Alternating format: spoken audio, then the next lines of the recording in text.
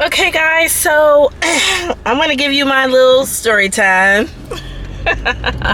So today is D-Day and we voted. I hope that you voted. I hope that you made your voice count. I know you hear a lot of rhetoric about it doesn't matter and blah blah blah blah blah, but let me tell you, it really really does. And I hope that you took this opportunity to speak your mind, whatever that may be. Hopefully it's a good thing and it's going to help our nation and prosper us as a people. I have a very strong affinity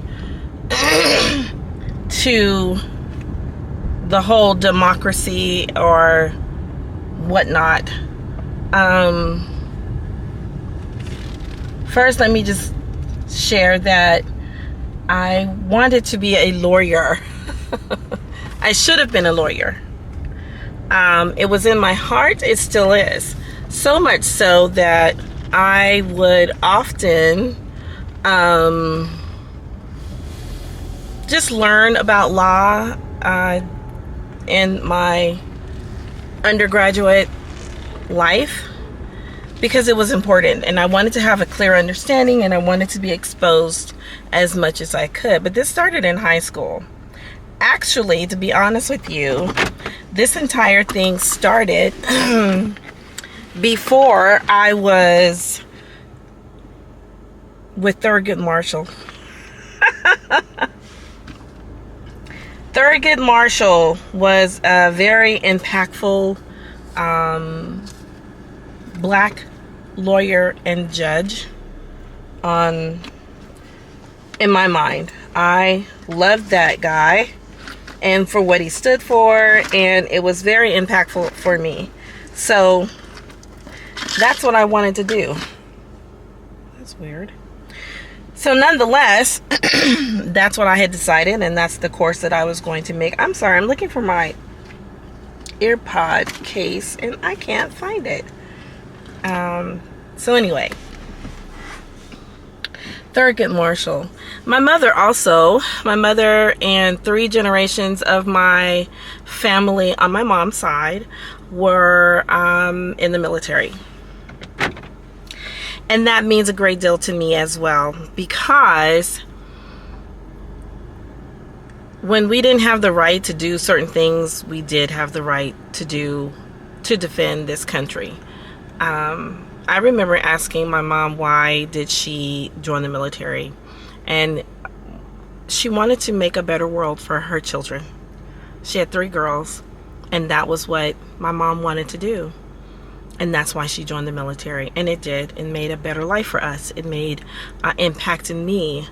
My mother always said that it was important to give back to this country because it has given a lot to us.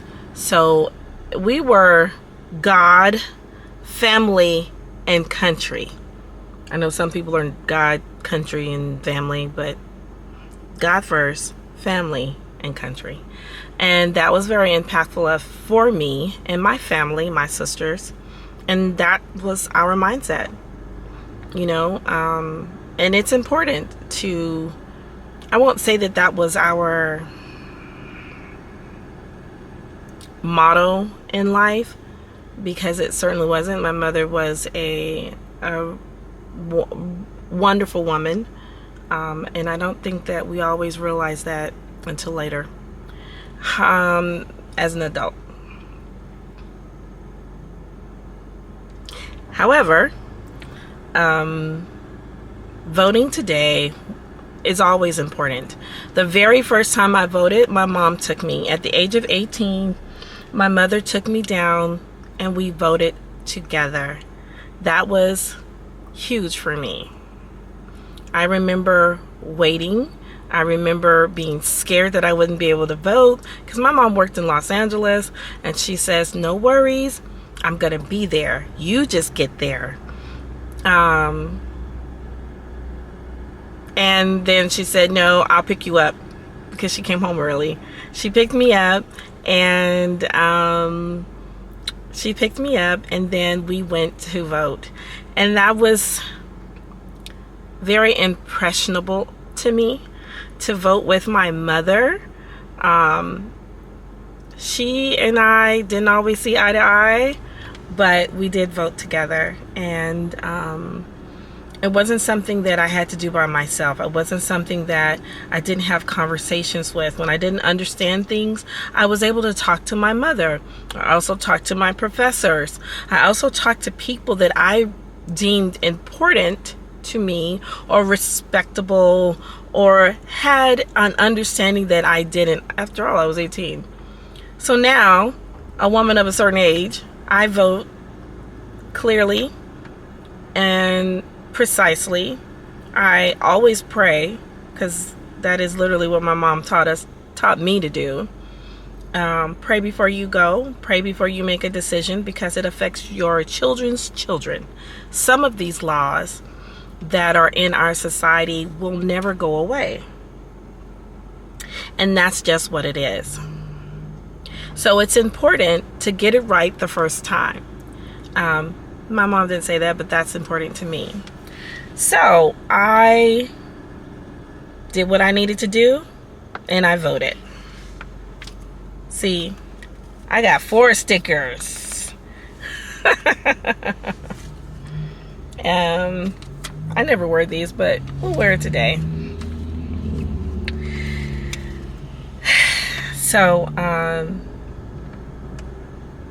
it's important to vote.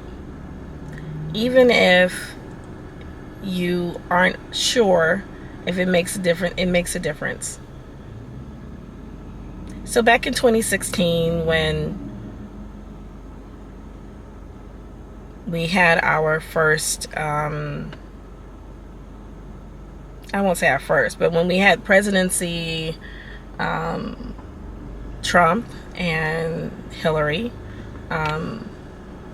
when they did their runoff, and of course there were other people. I worked for the registrar of voters, and I learned so much just by working in that environment. First off, you know that there are elections going on year round in a county, in your state, and you should become familiar with it just so that you can be active. I really believe that the voting doesn't just happen, the changes in your government, it doesn't just happen at the top level. It really starts at the lower levels. And I know that you've heard that before. So be paying attention to legislation, pay attention to the lobbyists in your area, because it all matters. It really does. So, amongst other things, we were there, and this is the day of the election on November 6, 2016. And at this particular time, there were nothing but women on the grounds. Now, I don't know that you got a chance to see it. Maybe I'll drive by and, insert a picture of the registrar of voters for me, where I'm, in my county. But you would drive in, drop your ballot at 3 different points, get a ballot, get information, whatever you needed to do, it was there. I was assistant. I felt good about being able to help with that. And it was several of us. It was more, probably like 50 people that day that all worked in the field. We were directing traffic. We were in the street. What the funniest thing was, I don't mean funny haha, but funny like oh my gosh, was that there was this guy. He had a huge red truck, bigger than an F-150, on these huge monster tires, and he just kept driving back and forth, honking,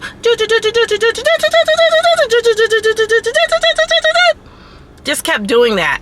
So at first he would do it for like a week, maybe 2 weeks. You would see that truck.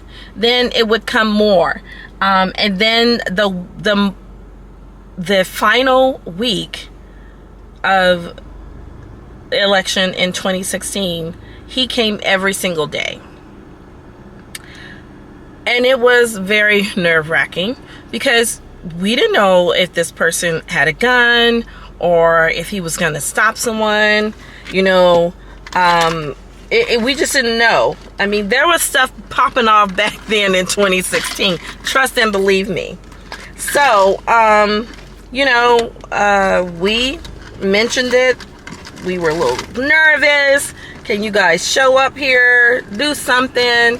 Say something. Yeah. I can't find my AirPods. Okay, we're not going to worry about it. So anyway, from there, he just kept going up and down, up and down. So on the day of the election, we did have police. There were several that made themselves visible. But the guy kept driving up and down. They didn't stop him. So we were like, hey, we don't know what's going on. So he's scaring us. People out in the streets. The cop said he's meant to intimidate you. That's intentional. This guy's been going all over town, and we have talked to him, but he technically isn't committing a crime. And until he commits a crime, we can't do anything, because it's his civil rights to drive up and down the road and honk your horn. Then someone asked, so if he hits one of us, then is that a crime? Absolutely. Then we can arrest him. So that was really nerve-wracking. I did get an invitation to come back and assist later again in 2020. I didn't do it. I wanted to do it this time, different circumstances. However, I didn't get picked, so it's cool. It's fine. But I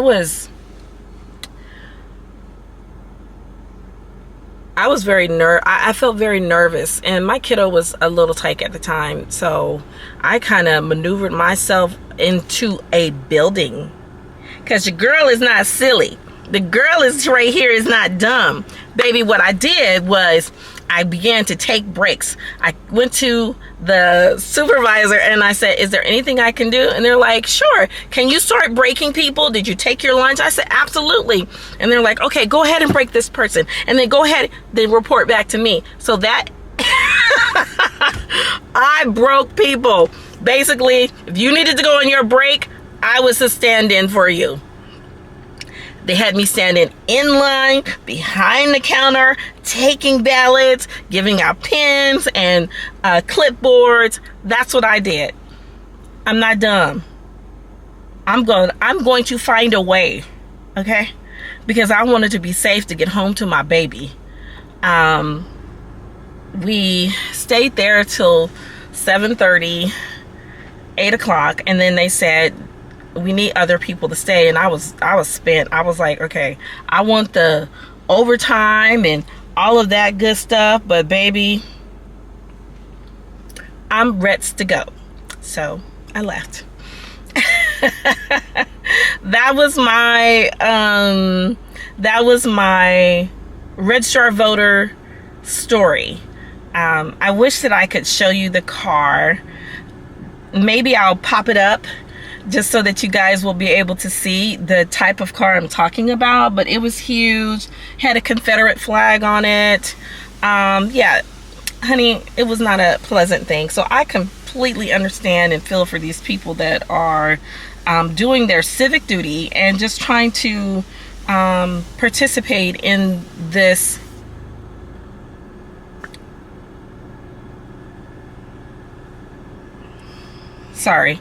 trying to participate in our election system. Not everything is gravy, not everything is nice, but you know, you get through it and you move on. So hopefully, prayerfully, we will have the right candidate in. And I'm not going to say the right candidate is Harris or the right candidate is Trump. I'm going to say that first of all, I already believe they've already made a decision on who the candidate will be. And I say they, but anyway, I'm not I'm not going to go into it anymore. I think we already know who the new president will be, whether it's going to be Mr. President or Madam President. Nonetheless, I personally believe that person has already been decided, and you will see in 28 to 48 hours, right? So, if you haven't voted, get out there and go and vote. Do your civic duty and vote.